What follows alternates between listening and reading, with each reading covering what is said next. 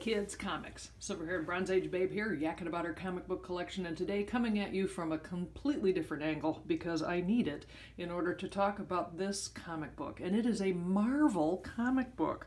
I know what you're saying to yourself, what in the world is she doing with an Avengers comic book and a treasury size for that matter? Well, my research into women's lib of the 1970s continues with, looking at how the comic book folks dealt with it. And there's apparently a very famous story in Avengers number 83 about, come on in, the revolution's fine. Now, sadly, that book is very, very expensive.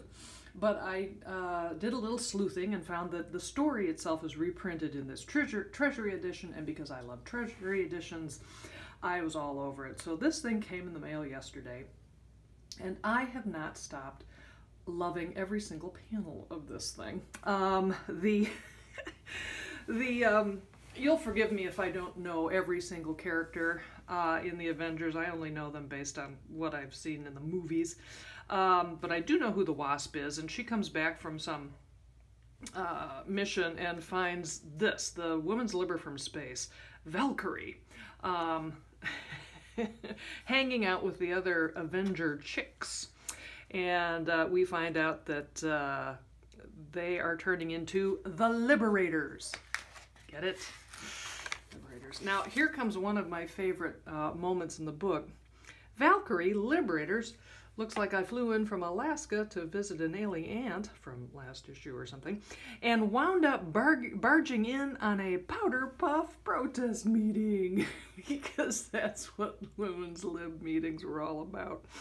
The Valkyrie gives her backstory, and basically she was a scientist who was ignored at work, even though she was way more brilliant than the man scientist she worked for. An accident gave her all sorts of powers, so she says, and she then goes on to explain to the women Avengers why they should agree with her that men suck.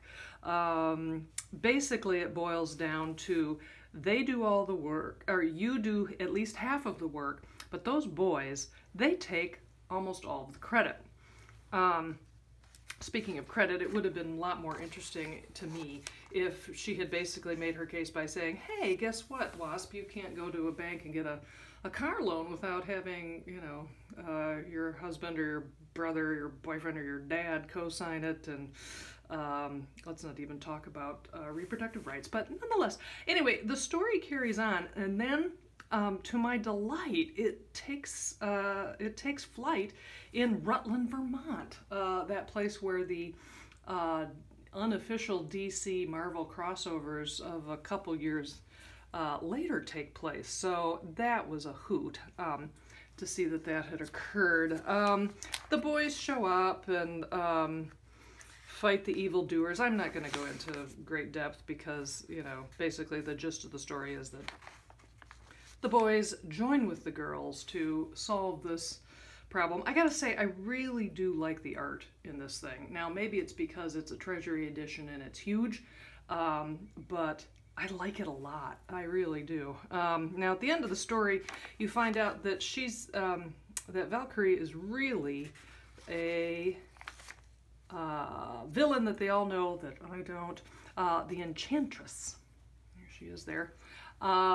And she explains that the reason she's gone to all this trouble is that I guess she was once thwarted by Thor, perhaps, and banished to a netherworld with her co-conspirator, but she figured as long as she and the co-conspirator are there together, well, that's not so bad. But anyway, but sadly for her, he found himself madly in love with a woman of the mist, and he fell madly for her, and off he went with her, leaving her completely alone.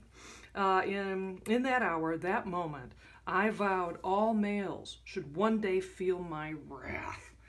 Well, there you go, because that's what makes women super, super, super mad, is when they get dumped.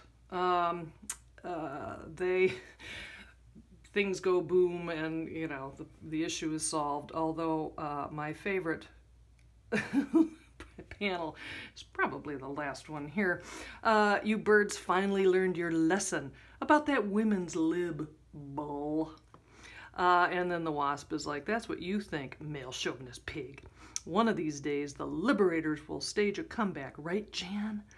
And then in the mamby-pamby way that someone who is clinging to the patriarchy would, says, you know, Wanda, they just might at that. So there it is. I am so thrilled to have this as part of the collection. And I couldn't be happier to have a Marvel Treasury Edition as part of the She Bad Library. Well, thanks so much for stopping by. I'll see you next time.